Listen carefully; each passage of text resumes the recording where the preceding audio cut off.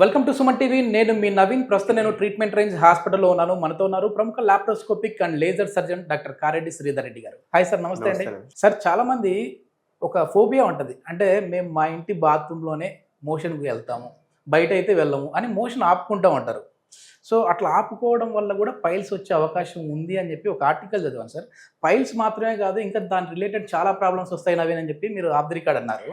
So ఏంటి, ఇంకా ఎట్లాంటి సమస్యలు వస్తాయి? సో మోషన్ ఆపుకోవడం వల్ల వచ్చే ప్రాబ్లమ్స్ ఏంటంటే మామూలుగా కోలన్ ట్రాన్సిస్ టైం అంటాం. అంటే పెద్ద పేగులో మోషన్ కదలిక ఎట్లా ఉంటుంది అని చూసుకుంటే కనుక పెద్ద పేగులో కదలిక మామూలుగా 35 to 75 అవర్స్ ఉంటుంది. ఓకే, సో 35 to 75 అవర్స్ వరకు కోలాన్లో మోషన్ అనేది తిరుగుతూ ఉంటుంది.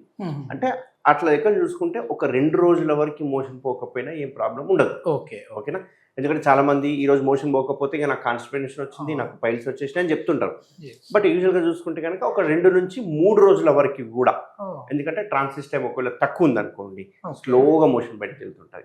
ఒకవేళ ట్రాన్సిస్ టైం నార్మల్గా ఉందనుకోండి 35 to 75 అవర్స్లో, అంటే మోర్ దెన్ 3 days దాటిన తర్వాత కూడా మోషన్ రాలేదు అంటే దట్ నార్మల్. ఫస్ట్ ఒక 3 days వరకు మోషన్ రాకపోయినా కానీ పర్వాలేదు, నార్మల్ కింద కన్సిడర్ చేస్తాం. అట్లా అని చెప్పేసి 3 రోజుల వరకు పోకుండా ఉండాలని కాదు. డైలీ మోషన్ పోతేనే మనకు కడుపు క్లియర్గా ఉంటుంది, ఆకలి అవుతుంది, అక్కడ ఉన్న బ్యాక్టీరియా కూడా మొత్తం బయటకు వెళ్ళిపోతుంది. ఇప్పుడు మోషన్ అట్లే కాకుండా ఆపుకుంటారు. కొందరు ఏం చేస్తారంటే బయట ఎక్కడైనా మోషన్ వస్తే పోరు, ఇంటికి వచ్చే పోవాలంటుంటారు, వాళ్ళ కంఫర్ట్ జోన్లోనే కావాలంటుంటారు. ఇట్లాంటివి ఉంటాయి. అట్లాంటి వాళ్ళకి ఏమవుతుందంటే మోషన్ రెక్టం దగ్గరికి వచ్చి ఆగిపోయింది అనుకోండి, అంటే కింద రెక్టం తర్వాత యానల్ కెనాల్ ఉంటుంది. రెక్టం దగ్గరికి వచ్చి ఆగిపోయే వరకు ఏమవుతుందంటే అక్కడ ప్రెషర్ పెరిగిపోతూ ఉంటుంది.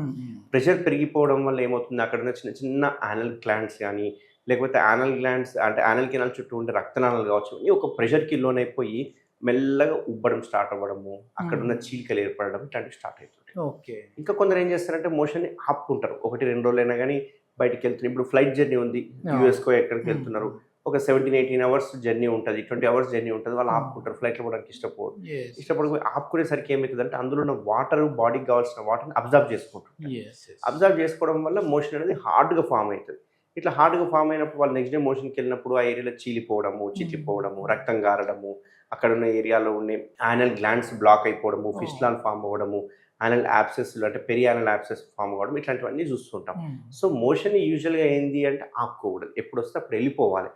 అండ్ ఇంకొక ఇంపార్టెంట్ ఏంటి అంటే కాన్స్టిపేషన్ ఫ్రీక్వెంట్గా ఉంది అనుకుంటే కనుక, ఒకవేళ రెగ్యులర్గా కాన్స్టిపేషన్ ఉంటుంది, నెలలు ఉంటుంది అంటే కనుక అది ఖచ్చితంగా చూపించుకోవాల్సిన ప్రాబ్లము. కొన్ని రకాల క్యాన్సర్లో కాన్స్టిపేషన్ అనేది ఒక సిమ్టమ్. కాన్స్టిపేషన్ అనేది సిమ్టమ్.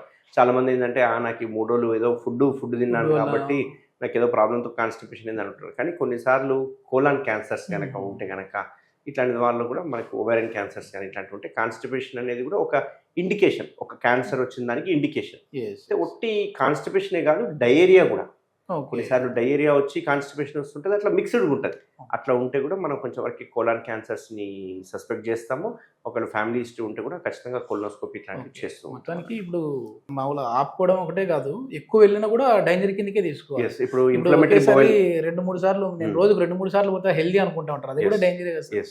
మామూలుగా కొందరికి తినిందా వెళ్తుంటాం అంటుంటారు, 1-2 సార్లు వెళ్తుంటాం, నాకు బౌల్ హ్యాబిట్స్ లేవు, మంచిగా ఉన్నాయి, చాలా బాగున్నాయి, నాకు అసలు పైల్స్ ఎందుకు వచ్చినాయి అనుకుంటుంటారు. ఇక్కడ గుర్తించాల్సిందంటే ఒక కాన్స్టిపేషన్ ఒక్కటే మనకు పైల్స్ని తీసుకురావు, ఈవెన్ డయేరియా కూడా ఈ కాన్స్టిపేషన్ మన పైల్స్ని తీసుకొచ్చే అవకాశాలు ఉంటాయి. సో డయేరియా అండ్ ఈవెన్ ఫిషర్కి కూడా లింక్ ఉంది. కాబట్టి కంటిన్యూస్గా డయేరియా ఉన్నా, కంటిన్యూస్గా కాన్స్టిపేషన్ ఉన్నా మనకు అలర్ట్ సిమ్టమ్ అంటే అలర్ట్ చేస్తుంది బాడీని. ఇప్పుడు కొన్ని రకాల IBS అని ఉంటుంది, ఇన్ఫ్లమేటరీ బౌల్ సిండ్రోమ్స్ అంటారు. వాళ్ళకి ఏంటి అంటే కొంచెం స్ట్రెస్ అవ్వగానే బౌల్ మూమెంట్స్ స్టార్ట్ అయిపోయి మోషన్ వెళ్ళిపోతుంటారు. ఇప్పుడు యూజువల్గా పిల్లలు చూసుకుంటే కనుక ఎగ్జామ్స్ ఉన్నాయంటే డైరియా ఫామ్ అవుతుంటుంది వాళ్ళకి. కొందరు విన్నరాని న్యూస్ ఏదైనా విన్నారంటే ఇమ్మీడియట్గా డైరియా అయిపోతుంది. దీని ఇన్ఫ్లమేటరీ బౌల్ సిండ్రోమ్ అంటుంటారు. ఓకే, దీనికి ఏంటి సార్ అంటే ఇప్పుడు పైల్స్ అంటేనే భయపడిపోతూ ఉంటారు. సో అట్లాంటి వాళ్ళకి మంచి టెక్నాలజీ వచ్చింది, ఇప్పుడు లేజర్తో మనం చేస్తున్నాం. ఈరోజు పైల్స్ సర్జరీ చేసుకొని మళ్ళీ రేపు వాళ్ళ నార్మల్ ఆఫీస్ డ్యూటీకి వెళ్ళిపోవచ్చు అంటున్నారు. సో అది ఎట్లా సాధ్యం అవుతుంది? సో యూజువల్గా ఏం చేస్తామంటే పైల్స్ అన్నప్పుడు మనకు పైల్స్ అనగానే ఏదో బయట నుంచి పెరిగింది అనుకుంటాం కండ, బట్ ఇక్కడ ఉన్న రక్తనాళాలే మనకు కండలాగా పెరుగుతాయి. సో ఈ కాన్స్టిపేషన్ వల్ల ప్రెషర్ పడడం వల్ల ఇక్కడ ఉన్న రక్తనాళాలు సాగిపోతూ ఉంటాయి, సాగి కిందికి సాగుతుంటాయి. ఇట్లా సాగిన వాటినే మనం పైల్స్ అంటాం.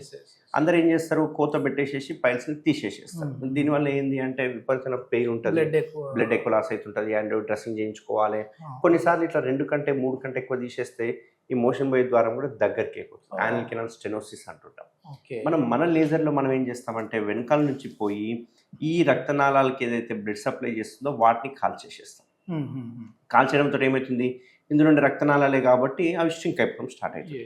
అంతేకాకుండా ఈ పైనుంచి వచ్చే రక్తనాళాలను కూడా లోపల MIPH అని ఒక స్టేప్లర్ ఉంటుంది. ఈ స్టేప్లర్ ద్వారా మనము స్టాప్లింగ్ చేయడం వల్ల ఈ రక్తనాళాల సరఫరా కూడా తగ్గిపోవడం వల్ల ఇవన్నీ స్ట్రింక్ అయిపోతా ఉంటాయి, ఇమ్మీడియట్గా రిజల్ట్స్ వస్తుంది. అయితే లేజర్లో చూసుకుంటే కనుక ఒక 2-3 వీక్స్ టైం పడుతుంది ఇమ్మీడియట్ రిజల్ట్స్ రావడానికి. బట్ స్టాప్లర్ చేస్తే మాత్రం ఇమ్మీడియట్ రిజల్ట్స్ వస్తుంది. అండ్ ఇక్కడ ఇంపార్టెంట్ ఏంటి అంటే రికరెన్స్, ఎందుకంటే ఏది చేసినా రికరెన్స్ రావద్దు, మళ్ళీ రావద్దు, అది మనకు మెయిన్గా.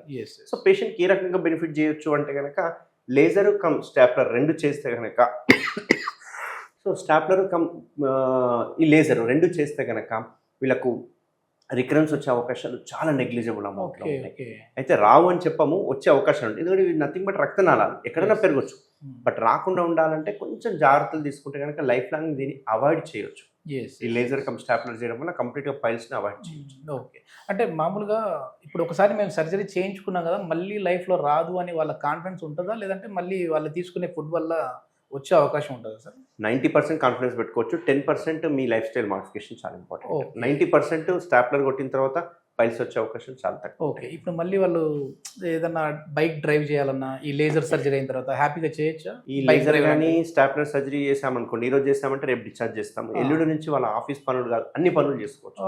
ఎటువంటి పథ్యం లేదు, ఎటువంటి రిస్ట్రిక్షన్స్ లేవు, అన్ని పనులు చేసుకోవచ్చు. నార్మల్గా అయితే బ్లీడింగ్ అవుతుంటుంది కాబట్టి కొన్ని రకాల ఫుడ్ అవాయిడ్ చేయాలంటారు కదా అట్లా. ఇప్పుడు ఎందుకంటే ఇందులో జీరో బ్లీడింగ్, అసలు బ్లీడింగ్ అనేది ఉండదు, కంప్లీట్ పెయిన్లెస్. ఎందుకంటే ఇందులో మనం ఎటువంటి కోత పెట్టట్లేదు, కంప్లీట్ బ్లీడ్ అసలు ఉండదు, బ్లీడింగ్ ఉండే అవకాశం. పైల్స్ అంటేనే ట్రీట్మెంట్ రేంజ్ హాస్పిటల్ అనేది గుర్తుకొస్తా ఉంది. ఎందుకంటే చాలా వరకు ఒకప్పుడు భయపడేవాళ్ళు, పైల్స్ వచ్చాయని అంటే చెప్పుకోవాలన్నా భయపడేవాళ్ళు, సర్జరీ చేయించుకోవాలన్నా భయపడేవాళ్ళు. అసలు తను సర్జరీ చేయించుకున్నాడు అనేది కూడా ఆ వాకింగ్ స్టైల్ని బట్టి తెలిసేది, అంటే తనకు పైల్స్ ఉన్నాయి, తను సర్జరీ చేయించుకున్నాడు అనేది. కానీ ఇప్పుడు వచ్చేసేసి చాలా వరకు టెక్నాలజీ పెరిగిపోయింది.